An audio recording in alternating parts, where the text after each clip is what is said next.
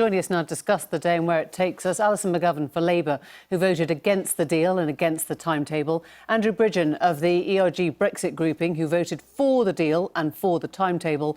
And Ed Vaizey, once Remainer, who I think voted the same way as Andrew, for the deal and for the timetable. Let me ask of you all, who feels happy with how things went today? Who could put their hand up and say, we won, we came out this OK? There are no winners here. I don't think there's any winners here. Do you feel the same? I would like the deal to have gone through and leading to Brexit, but it's clear that we are the party of government, but we're in government, but we're not in power. We're on a -44 majority, and I think we're heading for a general election. It does sound tonight, from the tweet that Nick pulled up from Donald Tusk, that he is minded to suggest this 3-month extension now to other EU leaders.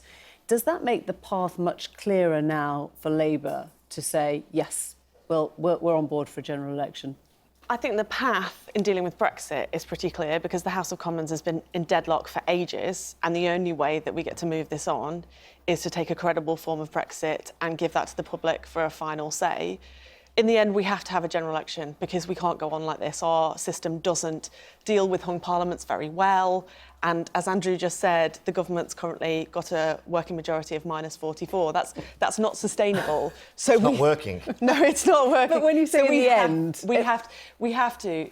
I think the fear, and I think Ian Lavery said it just in your video just then, the fear is that we can't really trust the process that we've got at the moment to block no deal, and there's definitely, whatever else is going on in the House of Commons, there's a big majority of people who don't want a damaging Alison, no deal. I just want to try and so get until your we've got that parties... secured, I think it's unlikely that we will have a general election in the middle of that because of the risk. Because at one point it was until we've got the extension, right? Now, that was what the Labour line was. When we've got the extension, then we are happy to say we will have the general election. Is that still the line, or is that being pushed back now? No deal. Stopping no deal has to be secured because... But that might not be for another 14 months. That might be a deal that still keeps no deal on the table until December 2020. Well, you're not going to keep saying no till then, right? No, but what's interesting about the bill before us is that you're right. It did seek to reopen the question of no deal after the end of the implementation period in 2020, which is a risk. Well, win the general election and then you can do what you want with a political declaration. You can... stay in a customs union, do what you want, win the general election. Of course, and Boris Johnson said that actually dealing with Brexit in terms of the free trade deal will take 7 to 10 years. So what we know is that Brexit looks set to go on and on and on, no matter what happens with this bill.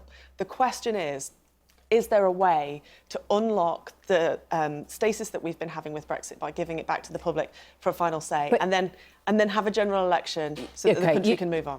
You might be waving goodbye to that second referendum, but you know, at this point, because we have now got a British Prime Minister who's got a version through its second reading through Parliament. Sure. Second reading is about the principle of the bill, though, and there were many members of Parliament who voted for it on second reading so that we could get into committee, have detailed amendments discussed. It is not secured for the Prime Minister until third reading, when he's got through the whole of that process. I think there was a lot of rather cynical voting on second reading. I think there were 30 Labour MPs, 29 Labour MPs, many from northern heavy leave seats who want to be able to look their constituents in the eye and say, I didn't block Brexit. So they voted for second reading, but then they blocked it on the programme motion. Boris Johnson has excelled himself. He's confounded all his critics. He's come back with a deal. It's got through Parliament.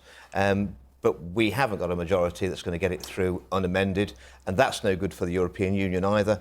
I think we'll get to 3-month extension, and there's no excuses, whatever Alison said, there's no excuses now for Jeremy Corbyn not to give us that general election. He said he would die in a ditch rather than see that extension. At this point, do you say none of that matters? None of the do or die? I think everybody will have seen the way that Boris Johnson has tried to get Brexit across the line on the 31st of October. That was ruled out tonight. We need to find... We're going to have to have an extension. That doesn't matter to you, right? It does matter to me, because once again, this Parliament has let down the people, and we all drop in the view of the people. By wanting to scrutinise the legislation. We've been scrutinising it for over a year. In 90% we've barely had the legislation. 90% How could we have been scrutinising it for a year? Theresa May's withdrawal agreement. We voted on that 3 times. No, we didn't. We didn't vote on this legislation. There's never enough time for those who don't want us to leave, and there never will be. And there's always going to be excuse for those who don't want a general election. Or you could say that urgency is what happens when you don't want people to look very carefully at the stuff that's inside. But if we hadn't had that deadline of the of? 31st of October, we wouldn't have taken the EU to the compression point where they'd give us the concessions to get a deal, and that left us with only 2 weeks to go to deliver on Boris Johnson's promise that we would get out. Ed, your colleague, Oliver Letwin, somebody who would, I think you'd sort of call like-minded, a One Nation Tory, said you don't have to love this bill, you don't even have to like this bill. For those of us who wish to avoid the worst, it's better than the worst. Has it come to that? Yes, it has come to that. I was actually hoping to get through this discussion without saying a word, leaving it to Andrew and right to you, Alison, but you've got me at the end.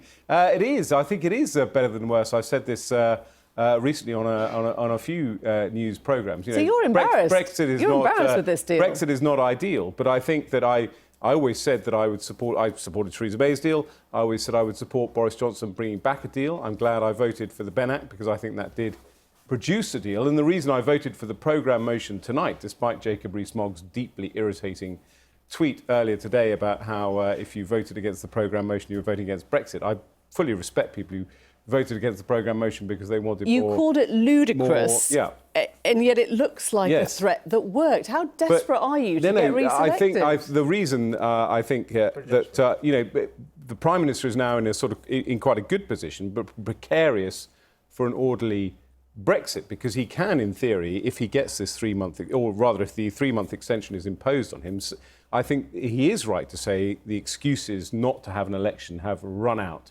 He can then have an election, and if he wins that election, he could potentially, his colleague could impose go back to the first a question. no-deal Brexit on the country. You have signed up and sped through, if it could have done, a bill which your colleague has described as the better than the worst. I mean, how proud do you feel as a Conservative? Well, there is MP another phrase which is "Don't let the best be the enemy of the good," as it were. It's about perfection. This isn't perfection. He's not even talking about perfection. I have always wanted to leave with a deal. This deal is 95% similar to the deal I voted for in March that Andrew voted against. And frankly, the British House of Commons can spend a lot of time having a bit of the vapours saying it must scrutinise, but that 27 member states turned this deal around in 24 hours and approved it. Now, you just said temporary board down the Irish Sea. We saw that Steve Barclay couldn't even answer questions about the paperwork that Northern Irish businesses would have to fill out. The DUP were your allies all through the last 2 years. You said you wouldn't vote against them. They've turned out to be right on this one. They're going to make a real headache for you. We could have done with their votes tonight. I think that's going to change the strategy. But or maybe they would say we could have done with your support. You always said you'd be aligned. Well, we've been accused of throwing the DUP under the bus. Well, they just didn't get on our bus this time. I think, quite honestly, often... That's the point. They're on another bus, and that bus needs a lot of paperwork, and that's why they don't like it. Well, the majority... Often the voice of Ulster will say no, but in this case I think it's Northern Ireland will say yes, and the people of Northern Ireland will like this deal. It's going to be very, very good for their economy. It's only temporary. The moment we have that free trade agreement, it's... Why would you know better than the DUP party? Why would you know better than them about keeping the union together?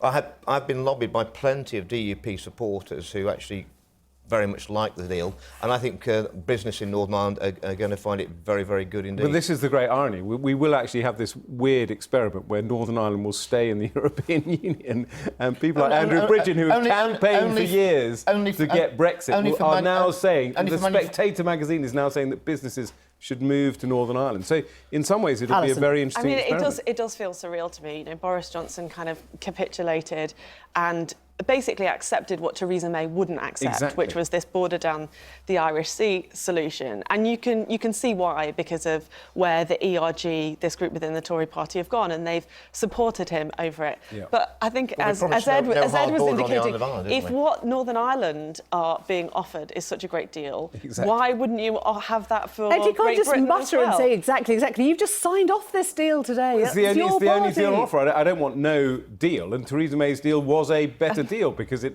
gave that benefit And the final point, to look, the whole there's- of the UK. Look, you know, All right. the Labour Party is not perfect, but the Conservative Party can't even agree on this. So given that nobody your pitch within for the election? no, but Well, it's better than fact this is not the worst. that for these reasons, you can see why the House of Commons is in deadlock. Let me just ask you- I absolutely so appreciate Boris your critique Johnson has got of my response to you. What I would say is, one thing this does show is the British House of Commons cannot negotiate with Europe. The government negotiates with Europe. The EU 27 have signed it off.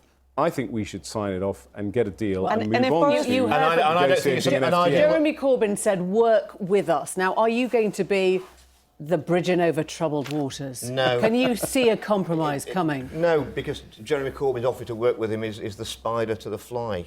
So, no, not at all. Because this deal might not end up where you think. If Labour But it's got to end amendments up are where the EU, brought in... it's what the Prime Minister has negotiated with the European Union. Oh, It can't be what he's They're negotiating not going to say no with Jeremy to Corbyn. a customs union. They're not going to say Well, let no him win to the election. workers' and rights he that can, are more aligned. Using the political declaration, he can deliver whatever sort of Brexit he wants. And that's fine by you. That's democracy. So Democracy only works when the losers accept the result. That's why we're in a mess now over the referendum. Andrew, that's really important. Let me just understand that. If there are amendments brought to this deal now that could see the introduction of a customs union or a Norway-style deal after or whatever... a general election, when they've got the majority, they'll have control of the political declaration.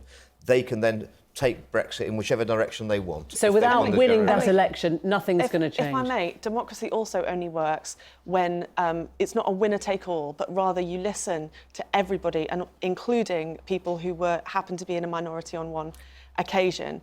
And, you know, that is the attitude we should have taken to Brexit. And it's because Alison, we the person didn't who's try and second bring in your everybody seat together. isn't the MP, you're the It's MP. because we didn't try and bring everybody together across the House of Commons that we are in this mess. We need to find a way out of it and move on.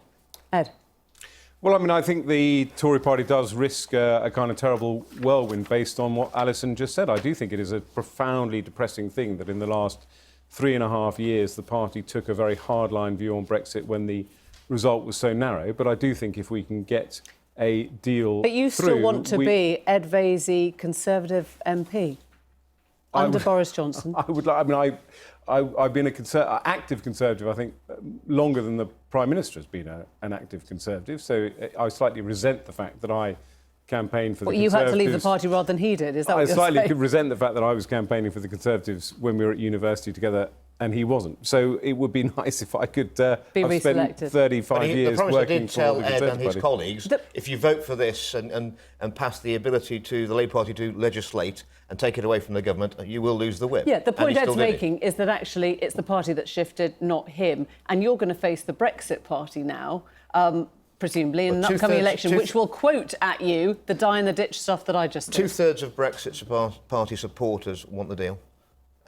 And Boris Johnson So they're rebelled not a against threat to you at Theresa all? May. Why wasn't he thrown out of the Tory party? You've seen the comments from Nigel Well, Farage tonight. He thinks disaster. And I've got the greatest respect for him, but I think we don't actually need Nigel Farage, we only need his voters. And Aaron Banks rang me on Thursday and said that he was backing Boris's deal because he was in touch with the membership, and overwhelmingly 2/3 of them want Boris's deal. Is he going to stand as an MP in a Conservative? No idea. Would you like that? Who? Aaron Banks? Yeah. I think he's got far more things to do than that. Thank you all very much indeed.